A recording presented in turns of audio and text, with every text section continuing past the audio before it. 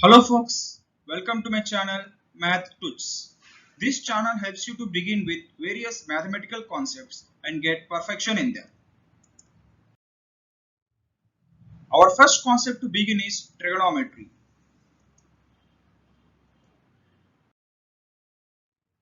Before beginning the concept, let me tell you what is trigonometry and from where the word was christened.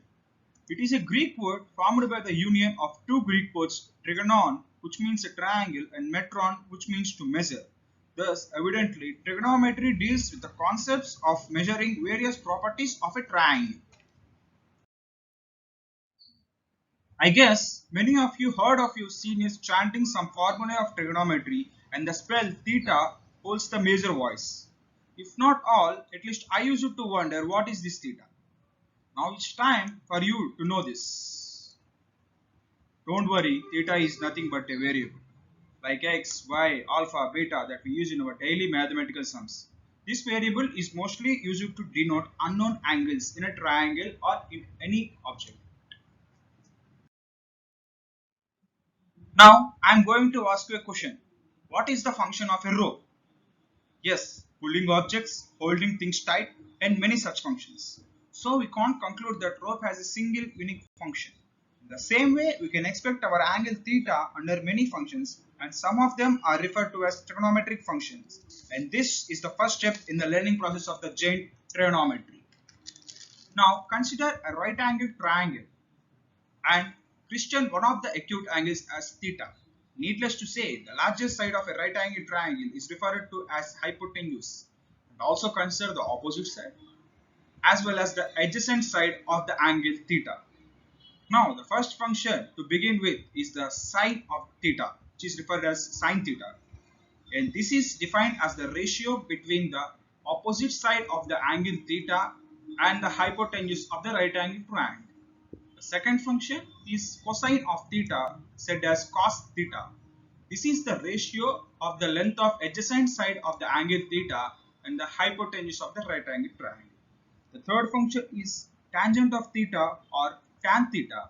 This is the ratio of sine theta and cos theta, and thus tan theta is equal to opposite side of the angle theta and the adjacent side of the same angle. So far, we have looked into three of the trigonometric functions. Now, let us go to the other three functions, and these are nothing but the reciprocals of previous functions. Number one, cosec theta, which is cosecant theta, that is the ratio of hypotenuse and opposite side, and 1 by sine theta. Next, secant theta, which is hypotenuse by adjacent side, that is 1 by cos theta. And the last one is cot theta, which is adjacent side by opposite side, which is 1 by tan theta. Having done with various trigonometric functions, now let us have a look at some standard values of the trigonometric functions, that is various values for these functions for various angles.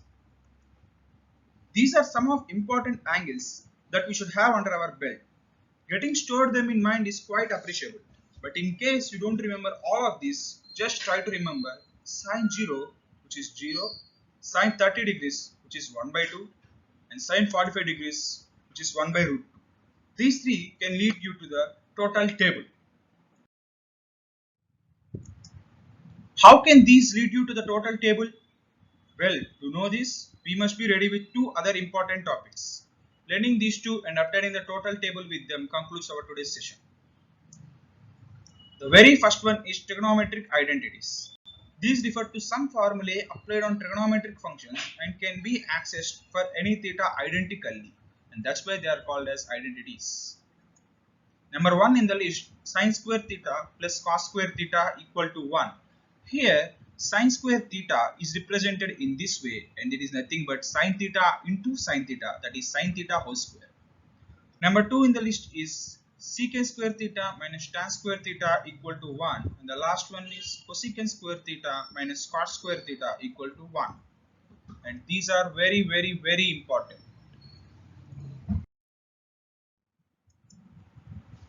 Why should I believe these?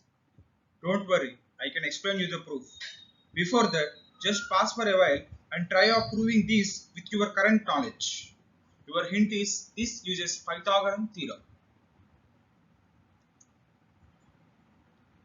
So before the proof, let us have a glance at Pythagorean theorem. Consider a right angle triangle with theta as one of the acute angles. A, B, C correspond as in figure. Then the sum of opposite side whole square and adjacent side whole square gives you the hypotenuse whole square and the reverse. Thus this is the Pythagorean theorem and we use this to prove our identities. Now let us step into the proof. Consider a triangle as before and name the angle theta, sides A, B and C. Now we know that sin theta is the ratio of opposite side and hypotenuse, that is sin theta equal to A by C. In the same way cos theta equal to B by C. And the latest one that we learned is Pythagoras theorem, which is A square plus B square equal to C square. Having these three under our belt, let us move to the proof. The first step in the proof is obtained by dividing Pythagoras theorem with the hypotenuse whole square on the both sides, which leads you to A square plus B square by C square equal to 1. The next one from this is A square by C square plus B square by C square equal to 1, and thus evidently as A by C equal to sin theta and B by C equal to cos theta, we can get sin square theta plus cos square theta equal to 1. Now let us give a rough proof for the second one. Consider sin square theta as S square and cos square theta as C square and S square plus C square equal to 1 that we have just proved. Send C square to the other side, which gives you S square is equal to 1 minus C square. Dividing both sides with C square gives you tan square theta, that is sin square theta by cos square theta equal to 1 by cos square theta minus cos square theta by cos square theta, which is tan square theta equal to secant square theta minus 1, and thus we can get the second one secant square theta minus tan square theta equal to 1. In the same way we can do the third one, and I leave you this as homework. Remember that I have said to you that we must be aware of two topics to get the total table in our mind. We are done with the first one, that is trigonometric identities. Now comes the second one, other relationships of sine and cos. Now get the triangle back and name the angle theta as usual.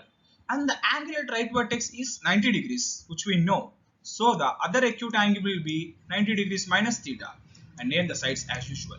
Now we know that cos of theta is adjacent side by hypotenuse, which is B by C. Now consider sine of 90 minus theta, that is the angle between sides A and C. That is also B by C, because B is the opposite side with respect to 90 degrees minus theta and the hypotenuse is C as it is.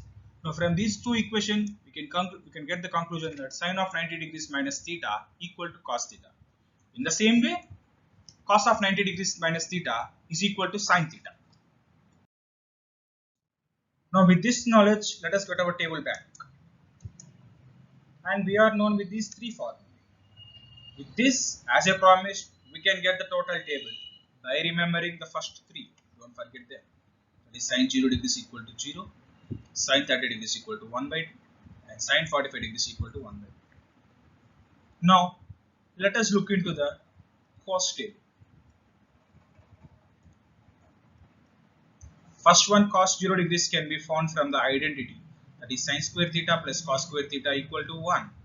How? As usual, sin square degrees plus cos square 0 degrees equal to 1, and thus cos square 0 degrees equal to 1 minus sin square 0 degrees, which is 1 minus 0, which is 0.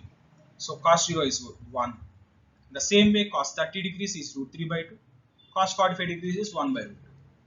This can be directly proved from the identity. Now, how can we get rid of sin cos 60 degrees? Can we use this identity? No, as we don't know sin square 60 degrees yet. So let us go to the next one, that is cos theta equal to sin of 90 minus theta. Here we want cos 60 degrees. It is sin of 90 minus 60 degrees, which is sin 30 degrees. And thus it is 1 by 2. And the same way, cos 90 degrees equal to sine of 90 degrees minus 90 degrees, which is sine 0 degrees, which is 0. So with this, we have completed our cos table. Let me erase the annotations.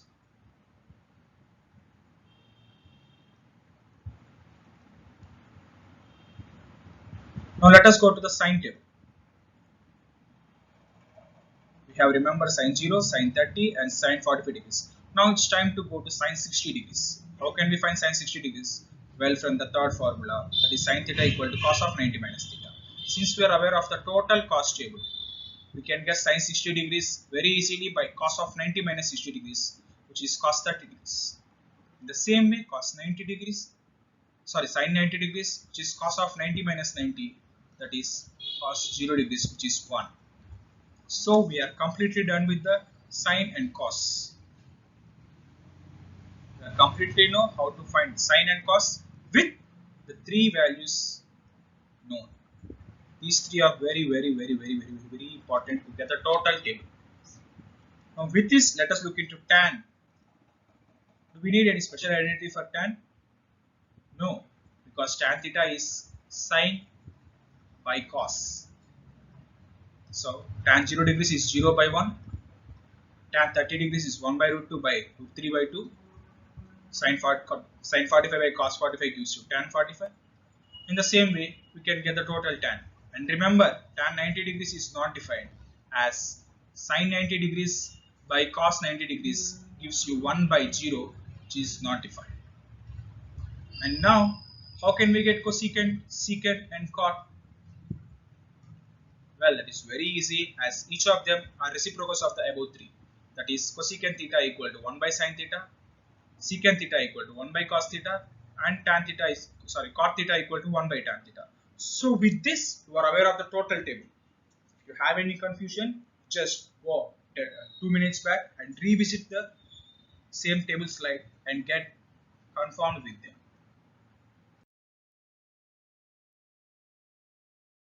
Just a precautionary note, please stay home and always stay safe.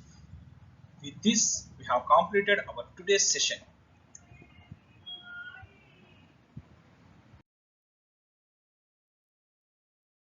If you like my video, please like it and share it.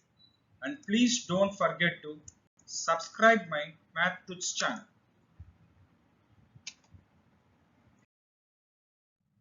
Thank you and goodbye.